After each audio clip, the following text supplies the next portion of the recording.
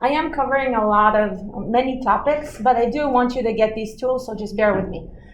I'm going to talk about experimental designs that can help you construct effective mobile health interventions.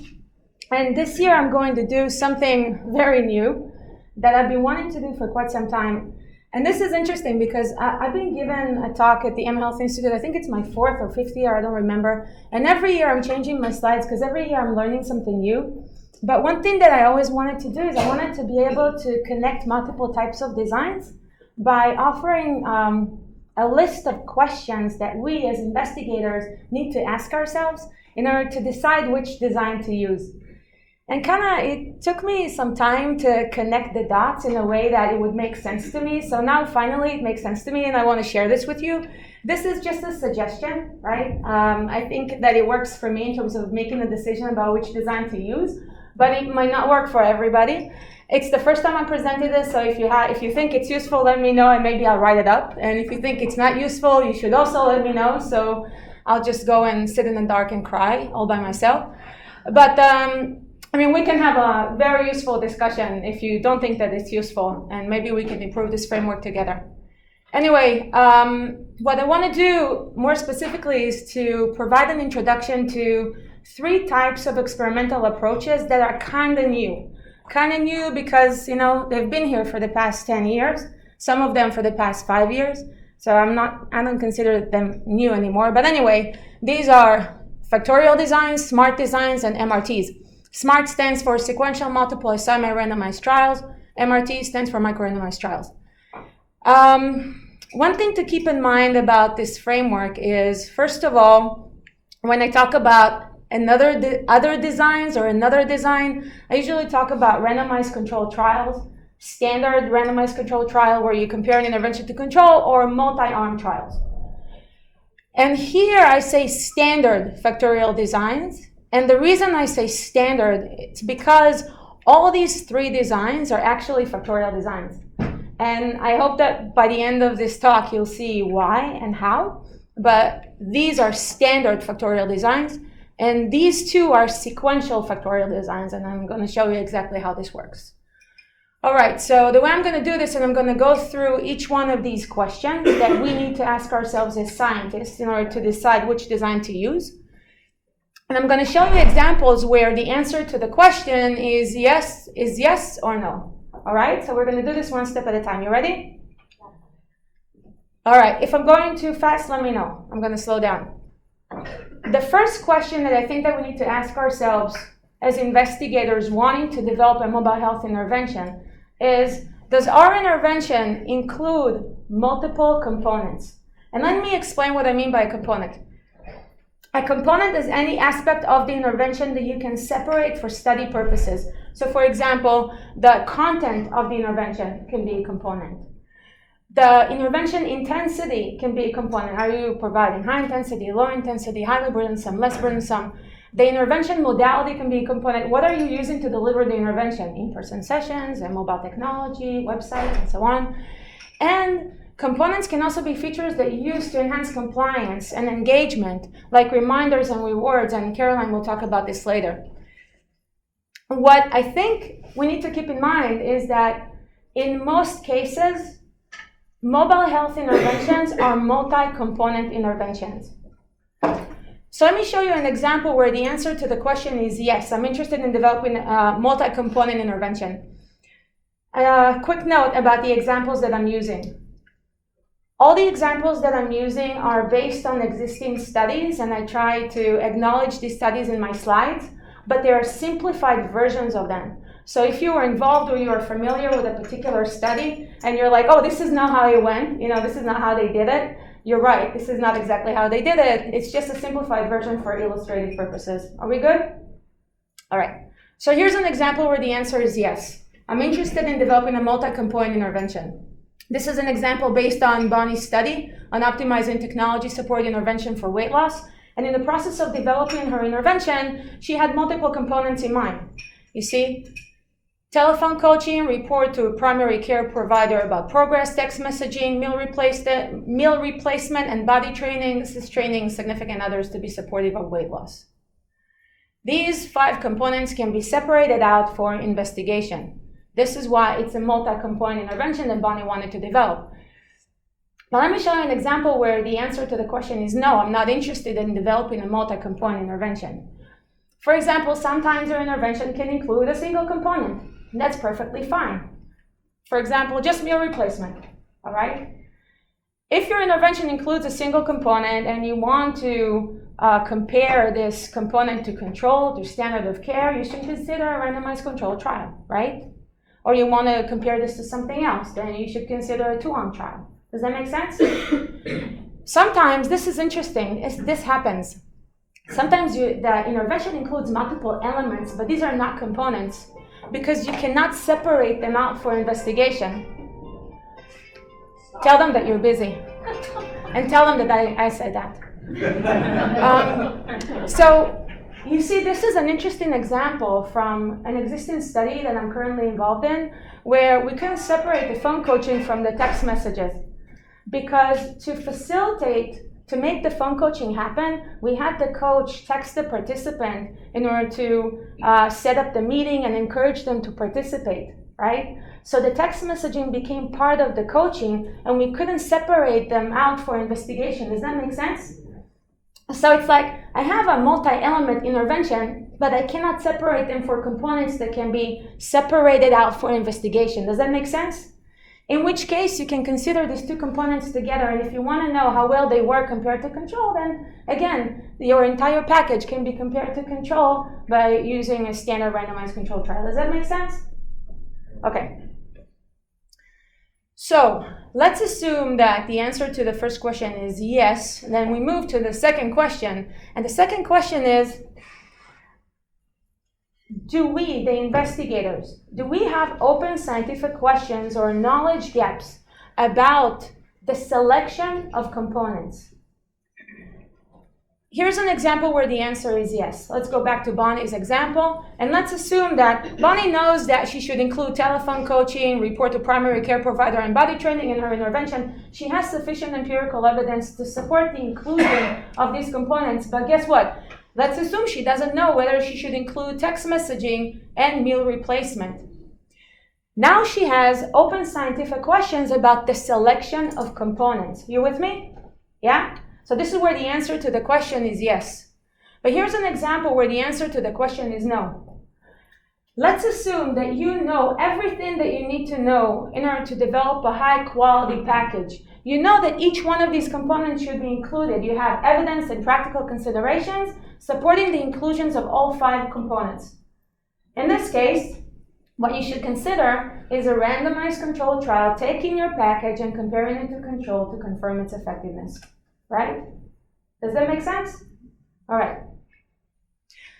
So we are assuming that the answer to question number 1 and 2 is yes. Then we move to question number 3. And question number 3, you need to ask yourselves, do we have knowledge gaps? Do we have open scientific questions about more than a single component? So here, for example, you have scientific questions about 2 components, right? Do you see that? You want to know whether you should include text messaging and you want to know whether you should include meal replacement. You are uncertain. You don't have sufficient empirical evidence to determine whether you should include these 3 elements, so you have 2 scientific questions.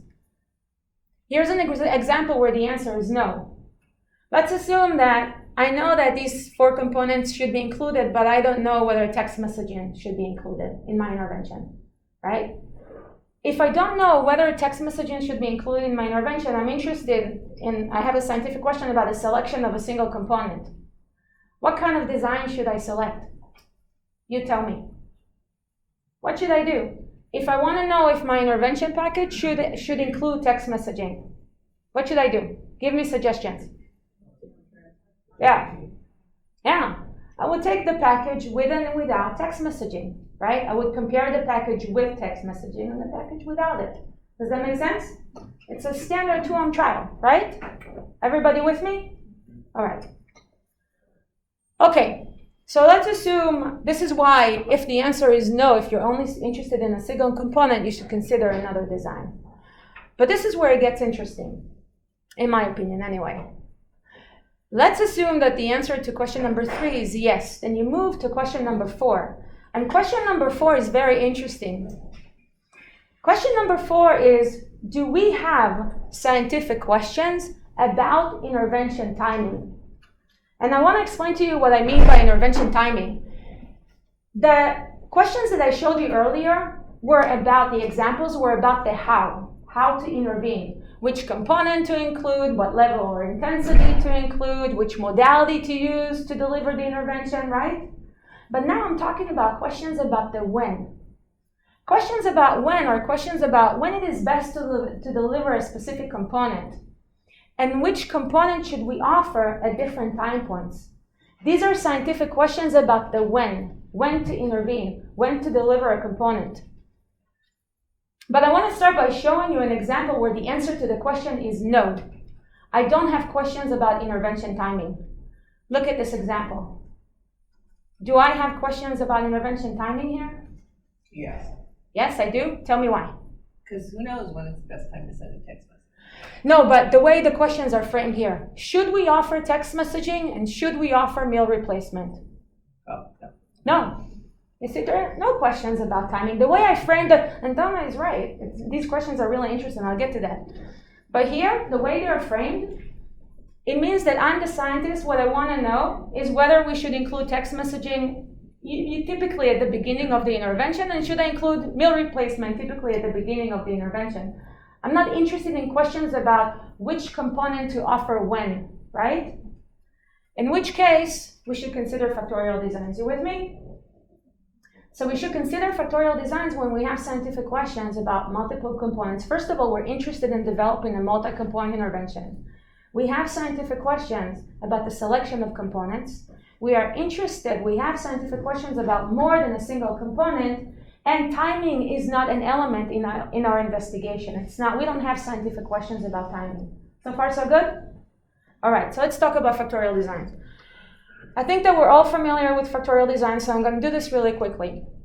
Factorial designs are just randomized trials. But they're a special case of randomized trials because they include multiple factors. In factorial designs, the levels of each factor are crossed with the levels of the other factors to form a design with multiple experimental conditions. And here's how it works.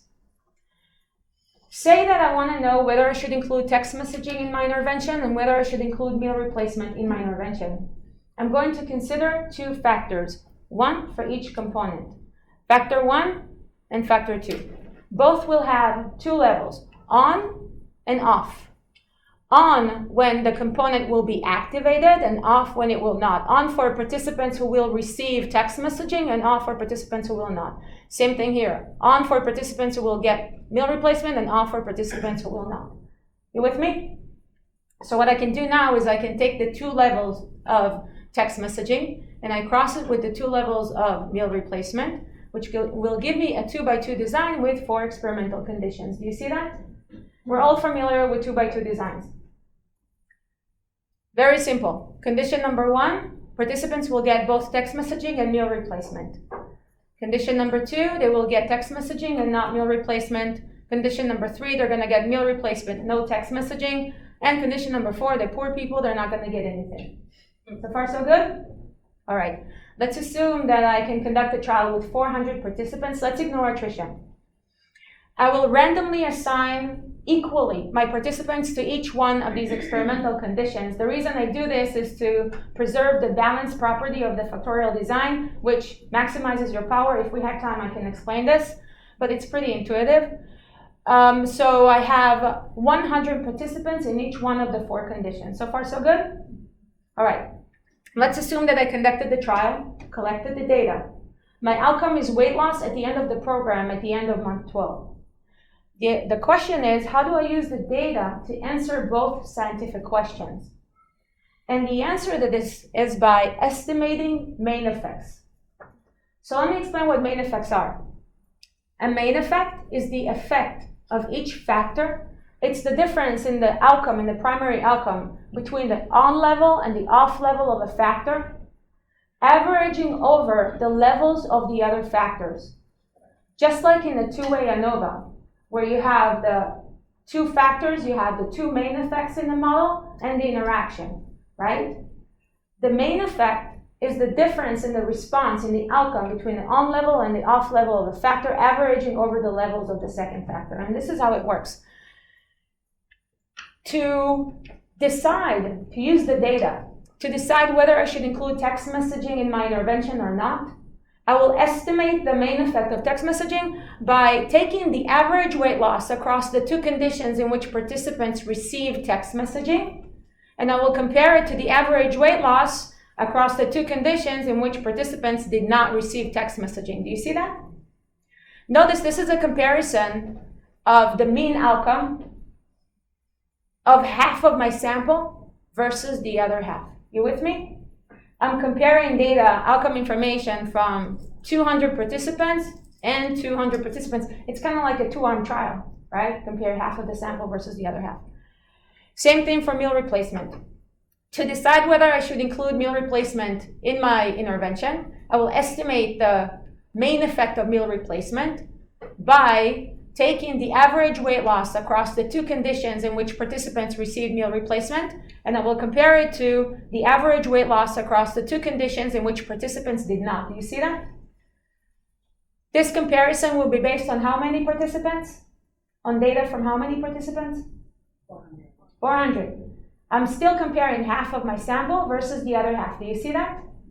All right. So now let's assume that in addition to knowing whether I should include text messaging in my intervention and whether I should include meal replacement, I also want to know if I should include body training. I have a third scientific question about a third component. Let's see what happens to the design, because now I'm going to consider a third factor for body training. And the factor, again, will have two levels: on for participants who will get body training and off for participants who will not. You with me? You see why? So now the design will be a 2 by 2 by 2, 2 in the power of 3. Why? Because I'm going to cross the two levels of text messages with the two levels of meal replacement, with the two levels of body training, and this will provide a design with 8 experimental conditions. Do you see that? Does it look complicated? It does? Yeah. But it's not, you see, because to answer those scientific questions, all 3, I'm still going to estimate main effects. You ready? To answer the question about text messaging, I will estimate the main effect of text messaging by, I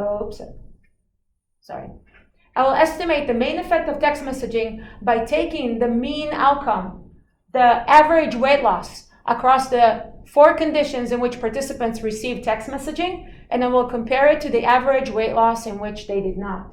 You with me? So assuming that, again, I conduct a trial with 400 participants, and now I have 50 participants in each one of the conditions, I'm still estimating the main effect of text messaging. I'm answering this scientific question by comparing half of my sample versus the other half. Do you see that? Right? Okay, same thing for meal replacement. To figure out whether I should include meal replacement in my intervention, I will estimate the main effect of meal replacement by taking the average weight loss across the conditions in which participants receive meal replacement 1, 2, 5, and 6, and I will compare it to the average weight loss across the conditions in which participants did not 3, 4, 7, and 8. Do you see that? Okay, so now you tell me this comparison will be based on how many participants? Yeah. Do you see that? 400. I'm still comparing half of my sample versus the other half. Same thing with body training. To estimate the main effect of body training, I will compare half of the sample who received body training and half of the other half that did not. So what's going on here? Here, in this design, despite the fact that I'm answering 3 scientific questions about 3 components as opposed to 2, despite the fact that now I have 50 participants in each one of the experimental conditions as opposed to 100, right? And despite the fact that I have 8 experimental conditions, which might make the design seem more complicated as opposed to 4, all else being equal, we are not losing power for estimating the main effects of the factors. We are not losing power for answering questions about the selection of components. Do you see that? And this is why factorial designs are considered efficient for answering scientific questions about the selection of components. Because we can add more scientific questions, we can add additional factors, have a more complicated design that can help us answer more scientific questions without losing power for answering questions about the selection of components. Does that make sense? So factorial designs are useful designs for screening out multiple components and deciding which should be included in our intervention. So far, so good? Okay, this is good. I'm glad you understand this, because usually when people look at this design, the first thing that they see is that with the more complex, with a design with more experimental conditions, they have less power for comparing specific conditions. For example, a condition where where participants get all the components, and the condition in which participants don't get any of the components. Do you see that? In this condition, participants are going to get text messaging, mirror replacement, and body training, and in this condition, they're not going to get anything. Here, this comparison is based on 50 participants versus 50 participants, 100 participants. And here, everything on versus everything off will be based on 200 participants, 100 versus 100. Do you see that? So sometimes people look at these designs and they see that if they design a study that answers more scientific questions about the selection of components, it means that they have less power for comparing the entire package, everything on versus everything off, right? And these people are right. That's what happens. If you have a design that is more complex, you have more factors, you will have less power to be able to detect the difference between individual experimental conditions. That's just the reality. But remember, what were the scientific questions that motivated this study?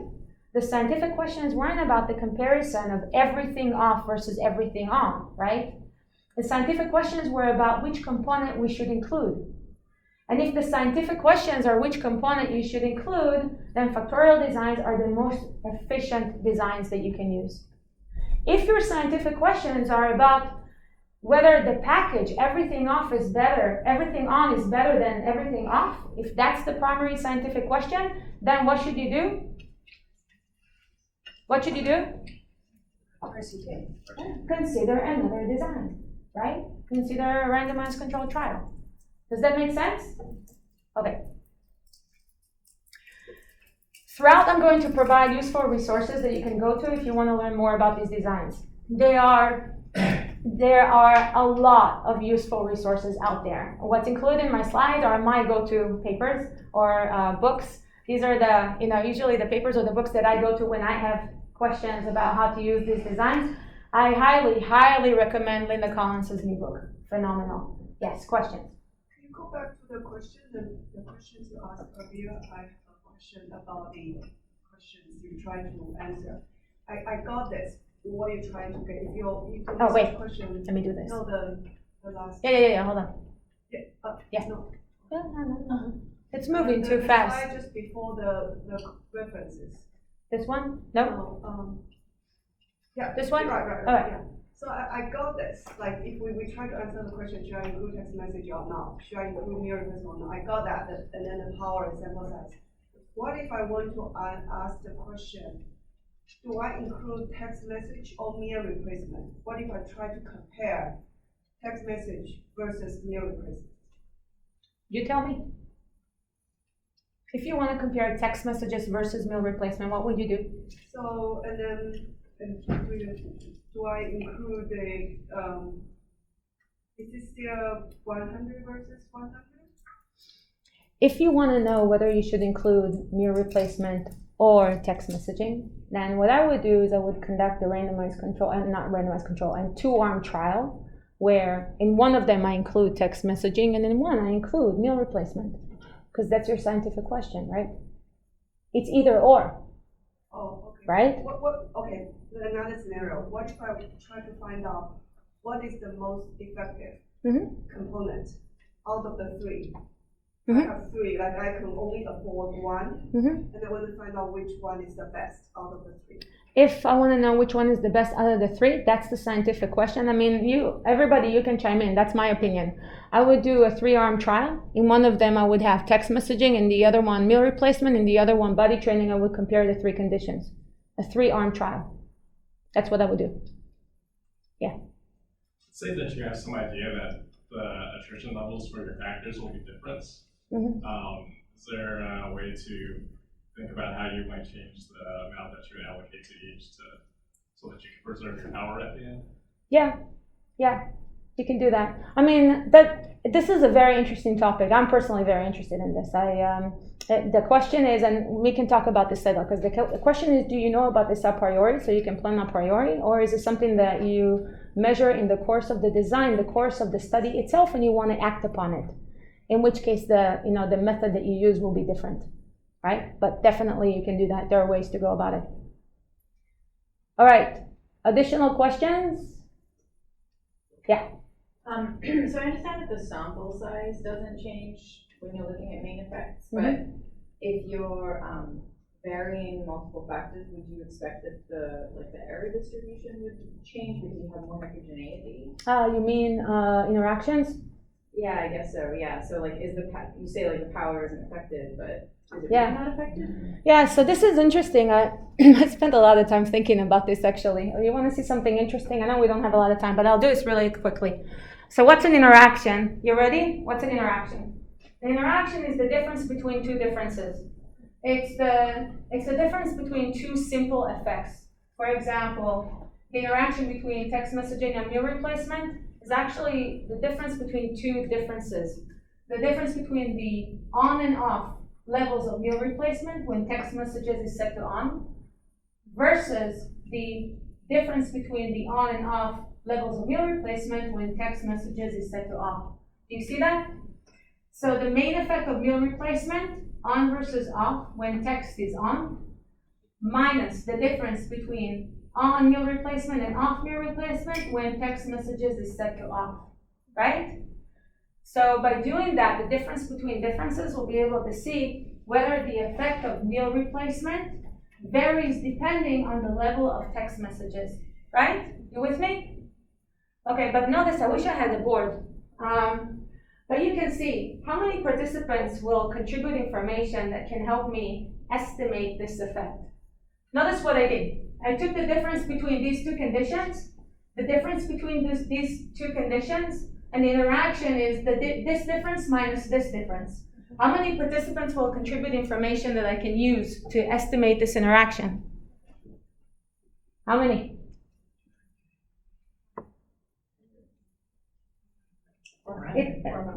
400. So essentially, it's condition number 1 minus 2 in parentheses minus condition number 3 and 4 in parentheses. So how many? 400, right? Everybody will contribute information that can help me estimate an interaction. So every single interaction in the factorial design can be estimated by using outcome information from all your participants.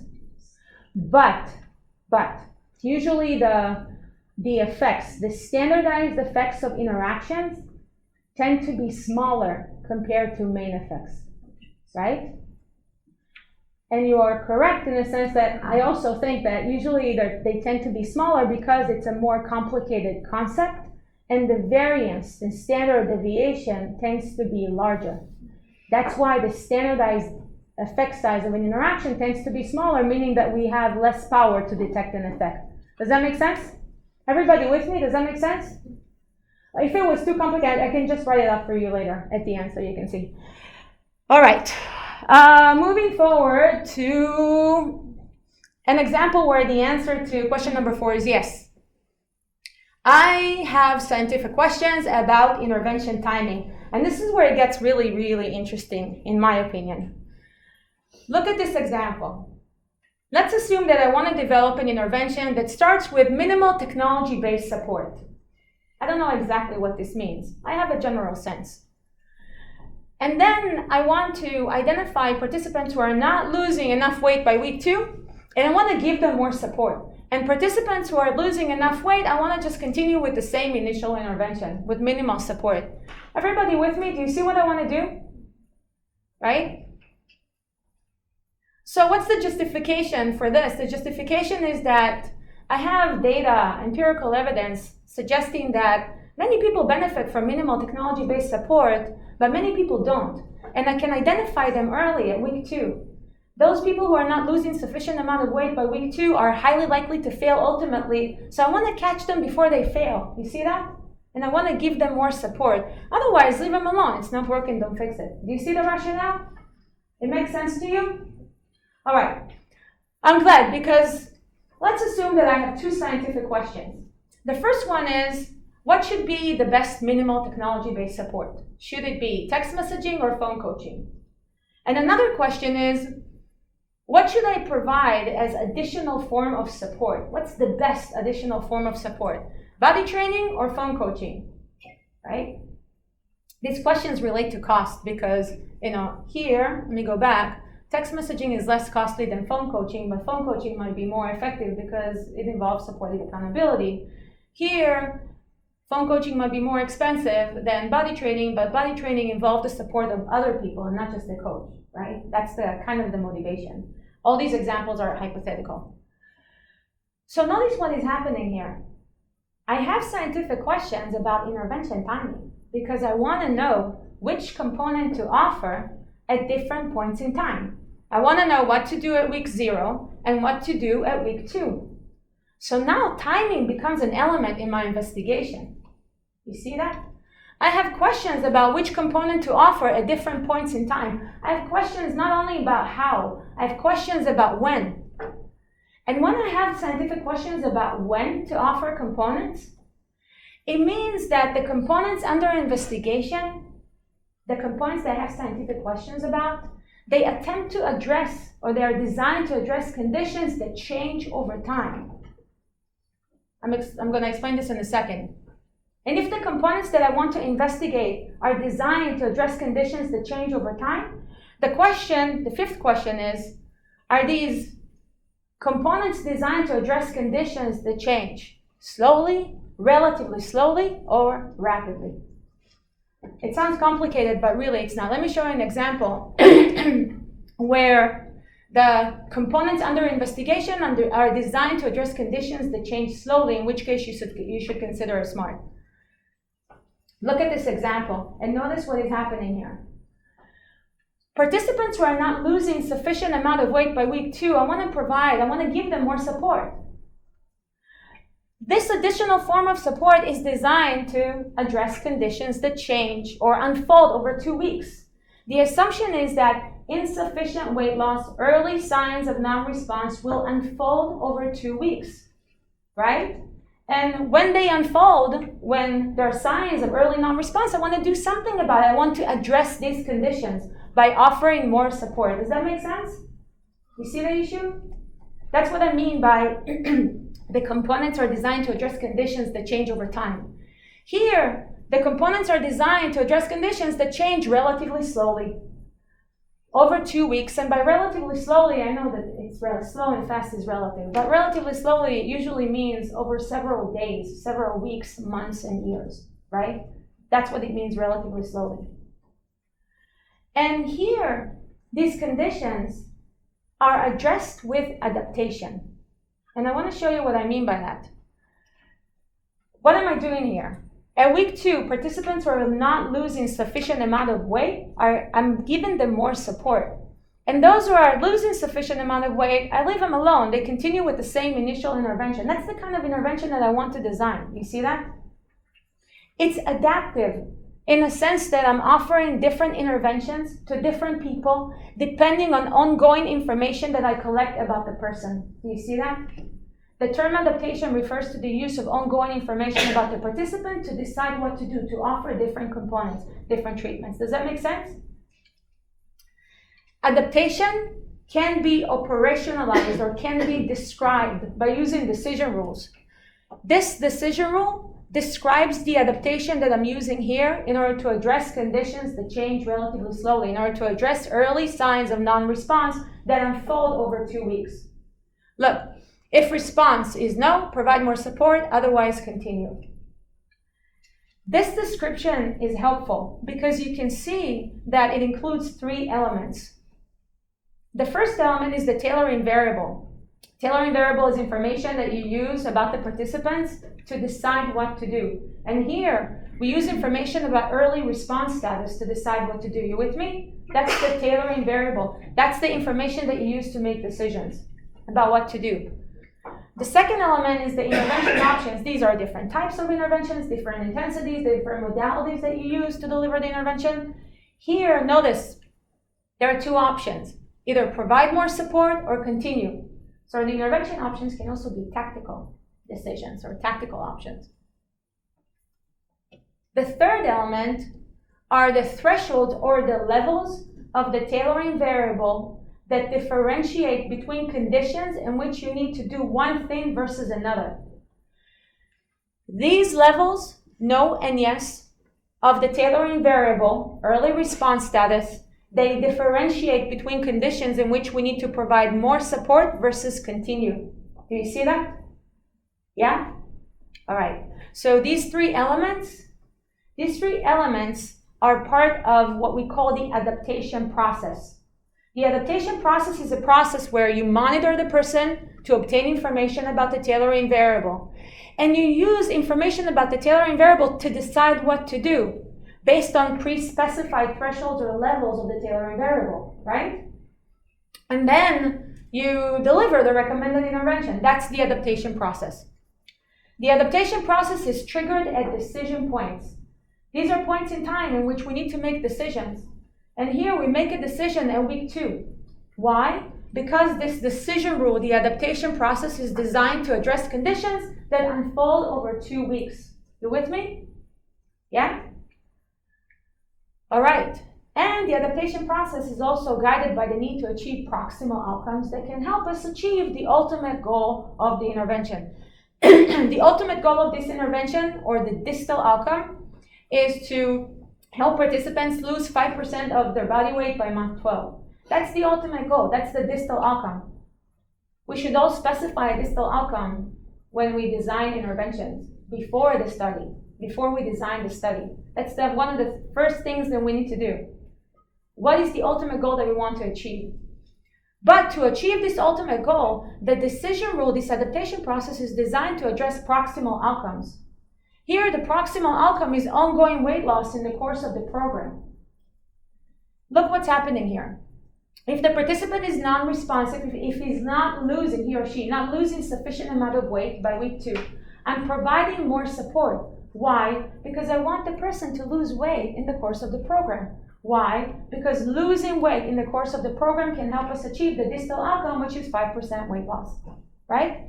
So your proximal outcomes are like mechanisms of change or mediators through which the adaptation process can help you achieve the distal outcome. Does that make sense? Yeah? All right. These are the elements of standard adaptive interventions. Standard adaptive interventions are interventions that use adaptation in order to address conditions that change relatively slowly over weeks, months, years, right? In adaptive intervention, we use ongoing information about the participant to address conditions that change relatively slowly because we want to be able to address the changing needs of people over time. You with me? All right. Because this is where it gets really fun. We don't always need adaptation in order to address conditions that change over time. And this is an example. It's kind of bizarre, but you'll see the rationale. This is actually something that is based on an intervention I was thinking about designing. At week 0, provide minimal support for everybody. Then at week 2, provide more support for everyone. What's the justification? The justification can be that by week 2, people on minimal support will experience certain conditions or events that make additional support at week 2 more effective. During the first 2 weeks of using technology-based support, people can learn about their difficulties, about their barriers, right?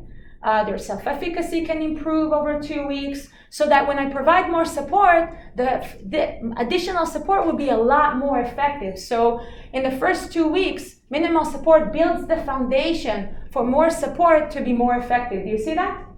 Yeah? Another reason can be that by week 2, so most people benefit initially from minimal support. And let's assume that by week 2, people stop benefiting from minimal support, so they need something more. But notice what is happening here. Everybody gets minimal support initially, and everybody gets more support subsequently. The assumption is that everybody needs to get more support at week 2, right? If your empirical evidence and practical considerations support an intervention of this sort, that's perfectly fine, right? It's perfectly fine. But let me show you, and by the way, there's no adaptation here. Let's go back. There's no adaptation, right? I'm not providing different treatments for different people, but I am using an intervention that addresses conditions that change over time, that change relatively slowly over time. But why do we need adaptation then? Because this is not really realistic. It's not really realistic that everybody would benefit from minimal technology-based support and everybody would need more support subsequently. In many cases, there's heterogeneity in response to treatments. What does it mean, heterogeneity? It means that what works for me might not work for Bonnie, and what works for me now might not work for me in the future. And in many cases, it's possible to identify early those people who are likely to become ultimate non-responders. This is based on evidence suggesting that I can identify these people at week 2. People who do not lose sufficient amount of weight by week 2 are likely to fail ultimately. This is based on preliminary evidence that I have. And if I know that they're going to fail at week 2, I should do something about it, right? I should provide more support instead of letting them fail. And if people are doing okay, I should just continue with the same initial intervention. It's not broken, don't fix it. Do you see the rationale? That's why in many cases we need adaptation. There's another reason that is very, very, very relevant across multiple settings, which relates to cost. I think that one of the biggest misconceptions about mHealth interventions is that they are cheap. But we know that's not the case. Some components can be more expensive than others, right? And in many cases, it seems like the most expensive components are the most effective ones. And if that's the case, then we have a huge issue in terms of scalability, our ability to ensure that the majority of the population will benefit from the interventions that we develop. This is why it makes sense to adopt a stepped care approach to interventions. A stepped care intervention is simply an adaptive intervention that starts with minimal support, the least costly or expensive, whatever component or burdensome, and then identifies people who are not doing so well on minimal support and provides more support, but only to people who really need it. Do you see that? And people who are doing okay can just continue with the same initial intervention. They can continue with minimal support, or we can even step it down even further, right? Provide even less costly support. So what's the motivation? The motivation here for the adaptation is to step up and down the cost and the intensity of the intervention so we can achieve a more cost-effective intervention overall. Does that make sense? That's why we need adaptation. So far, so good? But remember, we had scientific questions. We don't know how to intervene initially with text messaging or phone coaching and what to do subsequently. Phone coaching or body training for non-responders. And this is where we should consider a SMART. You ready to talk about SMARTs? Yeah? All right. And even if you don't, I'm just going to talk. So what is a SMART? A SMART, I said it earlier, it stands for Sequential Multiply Summary Randomized Trial. You don't have to remember that. A SMART is just a randomized trial. That's all it is. But it's a special case of a randomized trial. Why? Because it includes multiple stages of randomization. Each stage of randomization corresponds to a scientific question that you have about the selection of components at a particular point in time. All right, so here's an example. To answer the two scientific questions that I showed you earlier, should we start with text messaging and phone coaching, and what to do for non-responders at week 2, body training or phone coaching, I can consider this study where at week 0, I randomize my participants to either phone coaching or text messages. Why? Because I have a scientific question about what to do initially, phone coaching or text messaging. And then at week 2, I identify my non-responders and I re-randomize them to either phone coaching or body training. Why do I randomize here? Again, because I want to answer a scientific question about what to do for non-responders, either to provide phone coaching or body training. Do you see that? So the randomizations here and here are designed to help us answer these 2 questions about which component to offer at week 0 and which component to offer at week 2 for non-responders. This is why we need sequential randomizations. It's as simple as that. Does that make sense? Yeah. Question. So do you need to know in advance the proportion who are going to respond and not respond? Yes. Yeah. So this is critical. So for example, here, notice what I'm making an assumption. I'm assuming that I can conduct a trial with 400 participants, and I'm assuming that the response rate is 50%, and this is how the sample size will be distributed across the 6 experimental conditions. Now, an interesting thing to consider is, for example, if your non-response rate is 10%, and you have a scientific question about whether you should include phone coaching or body training, should you go with this design? I don't think so, right? Okay, so it's critical. The projection or the your estimated response rate is critical in terms of the type of design that you're going to come up with, right? It's also I think it helps you frame or think about your scientific questions, because if only 10% are going to become non-responders, why bother? Right. You know what I'm trying to say? Sometimes it makes sense to bother, but sometimes not. You got it. All right. So again, the question is, how do we use the data to answer both scientific questions? Let's assume that I conducted the trial, collected the data, and my outcome is, again, weight loss at the end of the program. To answer both scientific questions, I can again estimate main effects, just like a factorial design. To figure out whether we should start with phone coaching or text messaging, I can take the average weight loss across all the 3 conditions in which participants received phone coaching initially, and I will compare it to the 3 conditions, to the average weight loss across the 3 conditions in which participants received text messaging initially. This is a comparison of half of my sample versus the other half. It's the main effect of the first stage component averaging over second stage components for responders and non-responders, just like a factorial design. Does that make sense? Yeah. Same thing for the second question. What happened? To figure out whether we should provide phone coaching and body training for non-responders, what we can do is we can take the average weight loss that was supposed to be kind of disappeared on the slide. Oh, okay. No, the other one. The other screen is showing up. Oh, it does? Okay. Oh, here? Never mind. All right.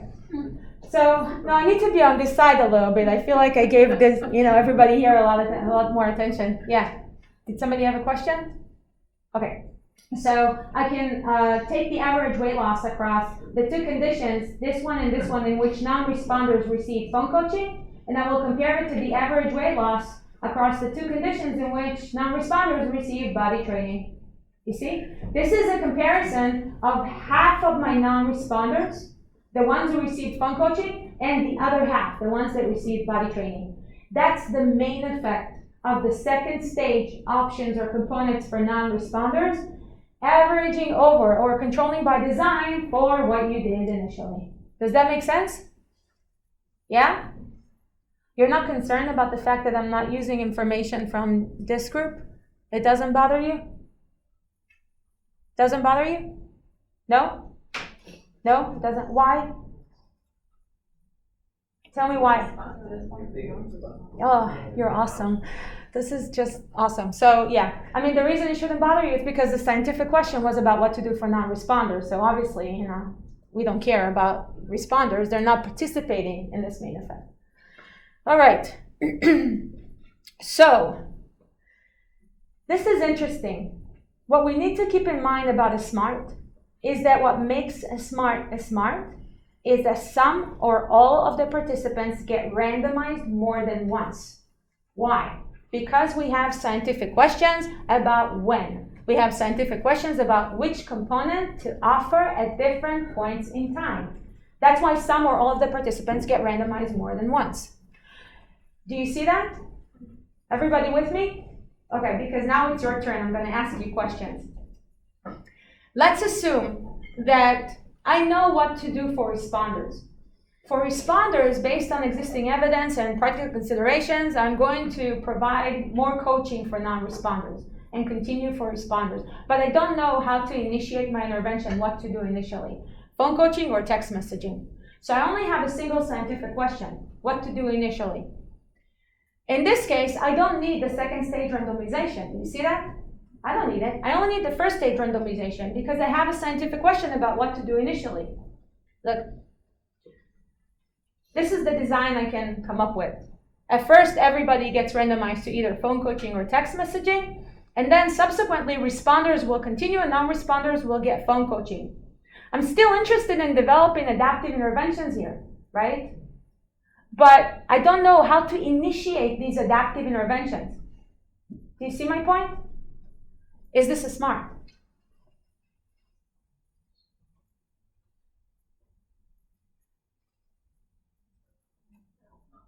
Yeah, you got it. It's not a smart. Why? You got it. You got it. Participants get randomized only once. In a smart, participants get randomized, some or all can get randomized more than once.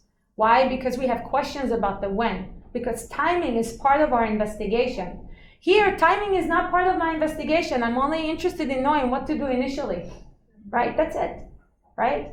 I don't have scientific questions about which component to select at different points in time. Do you see that? All right, so here's another question for you. By the way, this is nice because this is a two-arm comparison between two adaptive interventions. Both provide the same treatment subsequently for responders and non-responders, but this one starts with phone coaching and this one with text messaging. So another way to think about it is as just a two-arm trial comparing two adaptive interventions. Do you see that? Yeah. All right. Another question for you. Say that I know how to initiate the intervention. I want to start with text messaging, but I don't know what to do for non-responders, phone coaching or body training. In this case, I don't need the first stage randomization, right? Because I know what to do initially. I want to provide text messages initially. Everybody will start with text messaging, then I'll identify my non-responders and I will randomize them to either phone coaching or body training, and responders will continue with the same initial intervention. You with me? You see the rationale? Is this a smart? Yes. It's a smart? No. It's a smart? Yes and no. I love this. This is awesome. It's not a smart. It's not a smart. It's not a smart because participants get randomized only once. You see, timing is not an elephant. It's not an elephant. It's the elephant in the room. Timing is not the elephant in your intervention.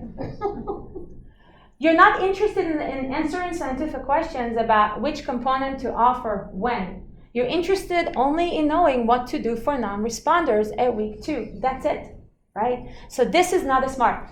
But it's a wonderful design that can still help you answer scientific questions about the development of an adaptive intervention, right? The assumption here is that you're interested in developing an adaptive intervention that offers different treatments for responders and non-responders, but you don't know what to do for non-responders. So you randomize only once. This makes perfect sense given these scientific questions. And by the way, this guy also makes perfect sense given your scientific questions, if you only need to know what to do initially. This guy and this guy, they are known as singly randomized trials. These singly randomized trials are designs that these are not smarts, right? It's kind of like a two-arm trial, kind of. People are getting randomized only once, but these designs can still help us construct adaptive interventions. They can help us answer scientific questions that are highly novel, all right? And construct interventions that are highly novel, but the design is relatively simple. You with me? All right. So here's another question for you. Let's go back to this example where I want to develop an intervention that provides everybody at week 0 with minimal technology-based support, and everybody will get more support at week 2. That's the kind of intervention that I want to develop, but I don't know whether I should start with phone coaching or text messages, and I don't know whether I should provide more support in the form of body training or phone coaching. Do I need a SMART? Is this a SMART? Look, everybody gets randomized initially to phone coaching or text messaging, and at week 2, everybody gets re-randomized to either phone coaching or body training. Because I want to know what to do initially and what to do subsequently for everybody. That's another way of kind of looking at this design. Everybody gets randomized initially to phone coaching versus text messages, and everybody gets randomized to phone coaching or body training. They're equivalent. Is this a SMART? It's not adaptive, you got it. But is this a SMART? Yes, it's a SMART. Yeah, it's a SMART. It is a SMART. All participants get randomized more than once. It is a SMART. It's a dumb SMART. Actually, not that dumb. Not that dumb. I'll show you why. So this type of SMART is known as non-restricted SMART. You're trying to, with the SMART design, you're trying to develop an intervention that addresses conditions that change over time, right? But you're not addressing these conditions with adaptation because you're assuming that everybody needs minimal support initially and everybody needs subsequent form of additional support, right? We just don't know which way to go, what component to offer, right?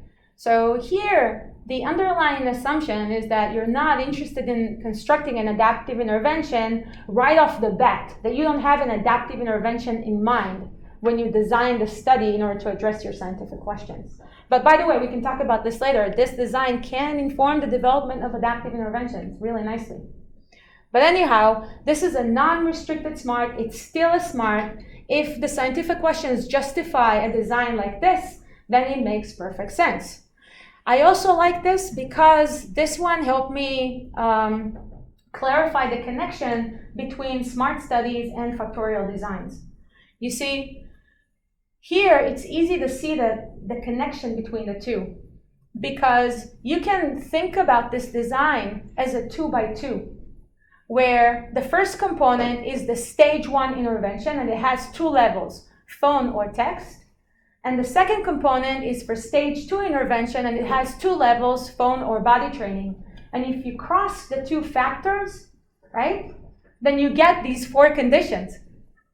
Do you see that? So you see the connection. The SMART is just a factorial design, but the factors are introduced sequentially. Why? Because your goal is to answer questions about components that address conditions that change over time. Does that make sense? Do you see the connection? Yeah? All right. Some useful resources about SMART studies. By the way, singly randomized trials, this is a term that Danny Amaral coined. I think it's great. It's in this, it's summarized in this book chapter. All right, so let me show you an example where the conditions under investigation are designed to address conditions that change the components under investigation are designed to address conditions that change rapidly. In which case you should consider a micro-randomized trial. We're almost there. This is a simplified example from Sense to Stop. Sense to Stop is a smoking cessation intervention. The goal is to provide smoking cessation support, and it's based on evidence suggesting that if smokers who attempt to quit experience stress episodes, the stress episodes would lead to a lapse, an isolated smoking episode, which in turn will lead to a full relapse, which obviously we don't want. And this is why in this intervention, participants are wearing a collection of sensors, this collection of sensors, extremely uncomfortable. Tim is going to tell you more about this, I think, tomorrow. It includes ECG, galvanic skin response, respiration sensors. Uncomfortable, but still very effective in detecting stress. The sensors monitor your physiology continuously, and there's an algorithm on the phone that uses all this huge amount of information to classify every given minute in terms of whether or not there's sufficient evidence of stress. If there's sufficient evidence of stress, the phone lights up and recommends that the person will engage in a stress regulation exercise, like a mindfulness-based intervention. You with me? All right, this is happening over 10 days, but this is what happens within a day. You see, within a day, every given minute, if there's evidence of stress, the phone lights up and recommends that the person will engage in a stress regulation exercise. What I want you to notice is that there is adaptation here. There is adaptation because we're using ongoing information about stress to decide whether to provide a prompt or not. Do you see that? And here's the description of the adaptation with a decision rule. If stress is yes, provide a prompt, otherwise do nothing. You see that? There's a tailoring variable here, stress. That's the information that we use to decide what to do. There are intervention options here, either to provide a prompt or do nothing. And there are thresholds of the tailoring variable that differentiate between conditions in which we need to provide a prompt, we need to do something, as opposed to doing nothing. Do you see that? So we have an adaptation process where we monitor the person continuously to obtain information about the tailoring variable. We use this information about stress, about the tailoring variable, to make decisions based on pre-specified thresholds, and we deliver the recommended interventions. That's the adaptation process that we have here. Here, the adaptation process is triggered every minute. Why? Because we are trying to address conditions that change rapidly. Every minute, the person can transition from experiencing no stress to experiencing stress. That's why there's a decision point every minute, as opposed to the weight loss intervention where we had decision points every several weeks. Because here we were trying to address conditions that change or unfold over several weeks, whereas here we're trying to address conditions that change every minute. Does that make sense? Yeah? All right. And of course, this adaptation process is designed to address proximal outcomes that can help us achieve the ultimate goal of the intervention. The ultimate goal here is smoking cessation. But the reason for this adaptation, it's designed to address proximal outcomes, which are reducing the probability of relapse or reducing the probability of subsequent stress episodes. Look what's happening here. If the person experiences stress, we are providing a prompt, we're providing support.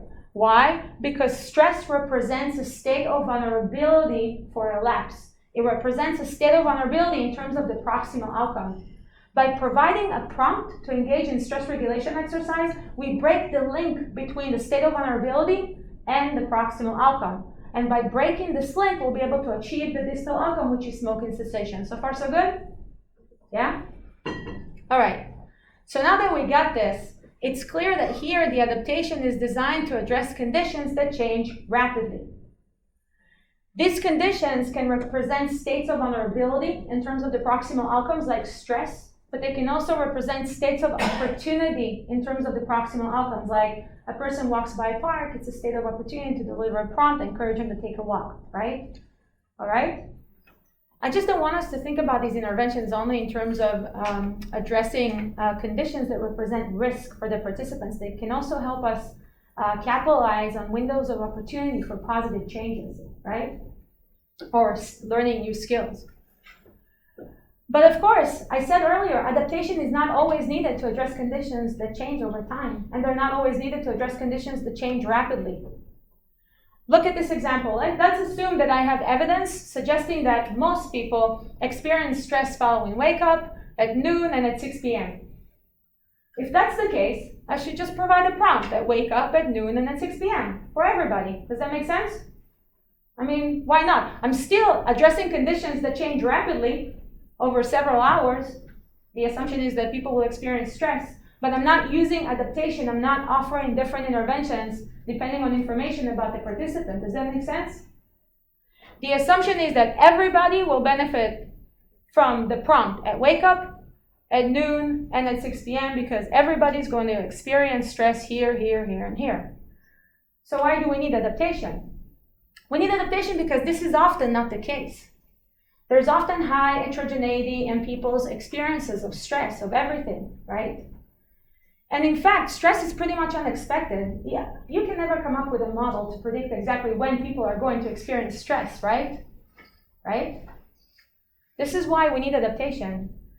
This is why we need to monitor the person continuously to identify when stress happens and provide a prompt only when stress happens, right? And leave the person alone otherwise. If it's not broken, don't fix it. Does that make sense? That's the rationale for adaptation. The rationale is that the conditions that we're trying to address, they don't only change rapidly, but they also change unexpectedly, right? Okay, but there's another reason for adaptation, and this relates to burden. You see, stress, for example, can happen anywhere in the person's natural environment. It can happen to me when I'm doing public speaking, and it can happen to me in a grocery store, right? And guess what? In people's natural environment, multiple demands compete for the person's time and effort and attention. Can you imagine me experiencing stress when I'm doing public speaking and the phone would prompt me to engage in a stress regulation exercise? That's going to be very, very annoying. So of course, we don't want that. And this is why the adaptation process is also motivated by the need to address conditions that change in the person's natural environment, where it is critical to minimize disruptions to the daily lives and routines of participants. The adaptation here is critical because we need to identify states in which the person is receptive to an intervention, states in which the person is willing and able to process and use the prompt that we provide, right? It's not enough to identify states of vulnerability and opportunity. We should deliver an intervention only when the person is receptive. So that's another important reason why we need adaptation. Interventions that are motivated by the need to address conditions that change rapidly, unexpectedly, and in the person's natural environment by minimizing disruptions are known as just-in-time adaptive interventions. It's one cool name for just-in-time adaptive interventions. And how do you say Jedis, but Donna says Jitais. Which one's better? You decide.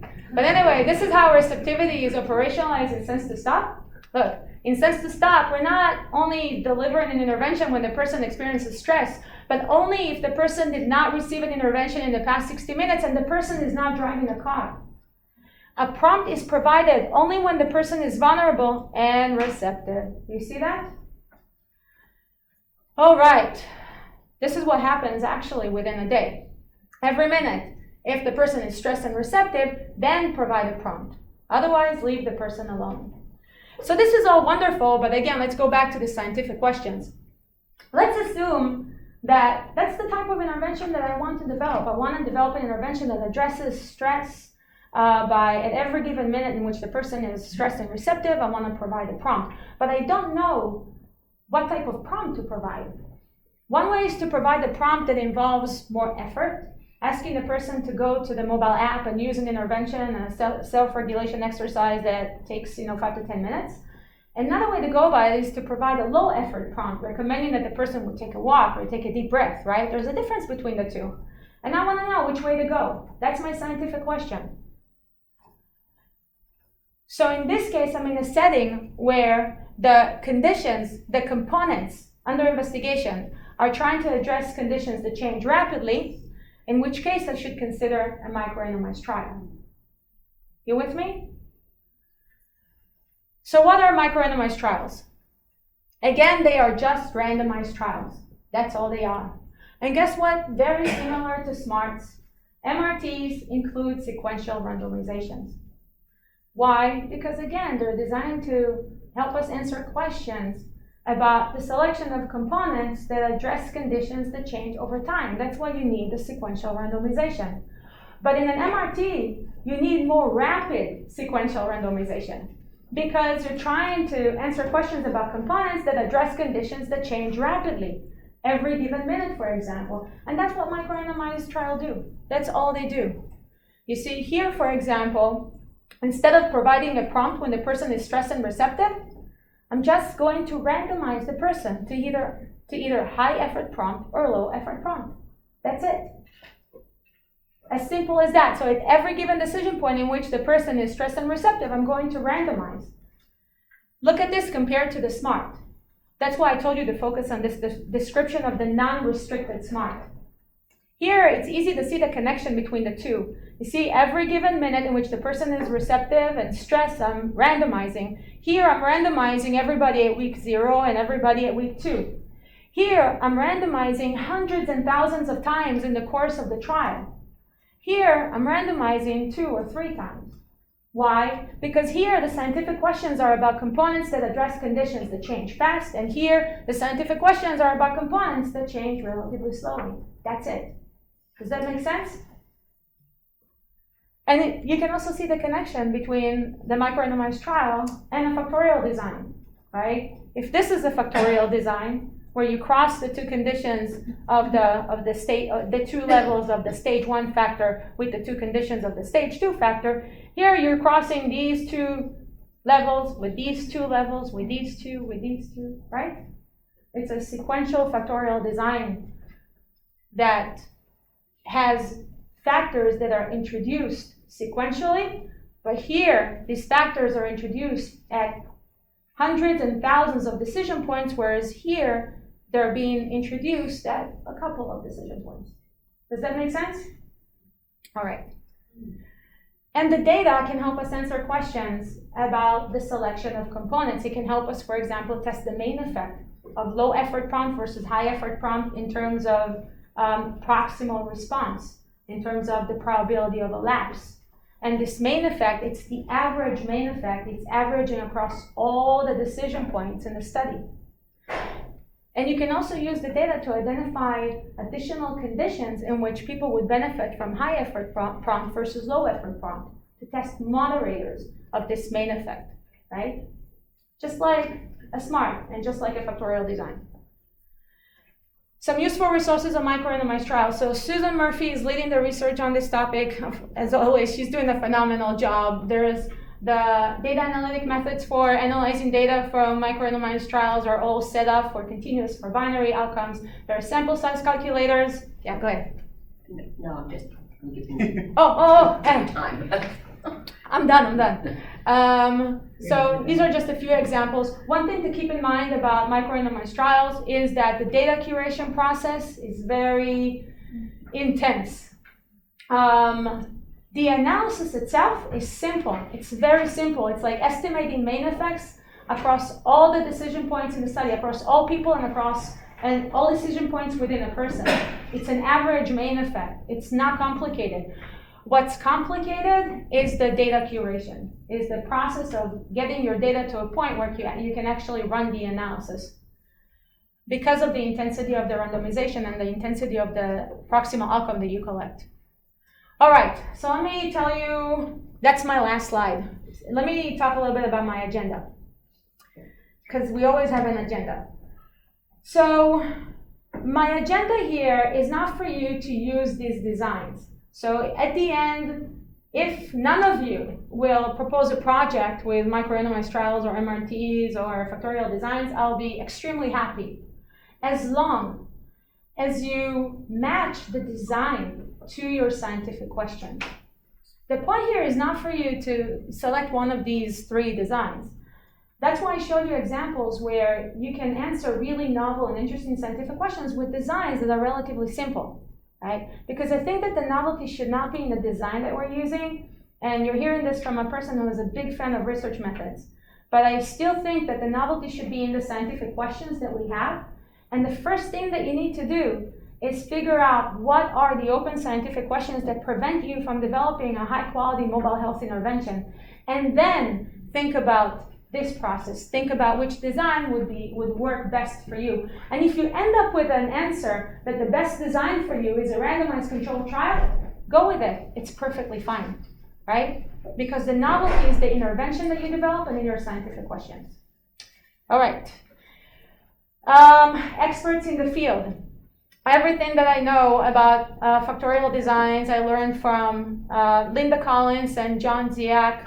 And experts on smarts and MRTs include Susan Murphy, Danny Almerall, Walter Dempsey, and many others, but these are the people that I collaborate with, and this is why they're here. And that's it. If you have other questions, you can always ask me here or send me an email.